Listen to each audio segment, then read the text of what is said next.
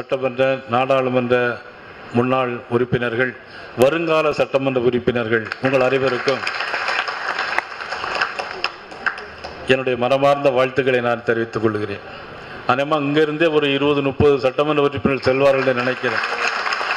இங்கே இருக்கிறதுல எல்லாரும் நல்லா சிரிக்கிறாங்க, நல்ல சந்தோஷமா இருக்குது. உண்மையிலே அது நடக்கவும் போகுது. ஊடக நண்பர்களுக்கு நான் ஒன்றை சொல்லிக்கொள்ளும், பின்னால் ஒரு பெரியவர் ஆசீர்வாதம் வாங்கிட்டார் அண்ணன் விபி துரைசாமி, அமைச்சர்களாக கூட வருவார்கள் என்று. இறைவன் நினைத்தால் நிச்சயமாக நடக்கும்.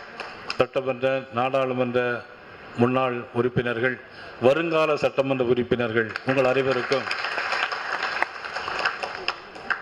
என்னுடைய மனமார்ந்த வாழ்த்துக்களை நான் தெரிவித்துக் கொள்கிறேன். அநேகமாக இங்கிருந்தே ஒரு 20-30 சட்டமன்ற உறுப்பினர்கள் செல்வார்கள் நினைக்கிறேன். இங்கே இருக்கிறதுல எல்லாரும் நல்லா சிரிக்கிறாங்க, நல்ல சந்தோஷமா இருக்குது. உண்மையிலே அது நடக்கவும் போகுது.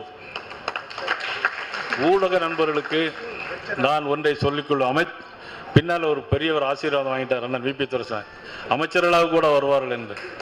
இறைவன் நினைத்தால் நிச்சயமாக நடக்கும்.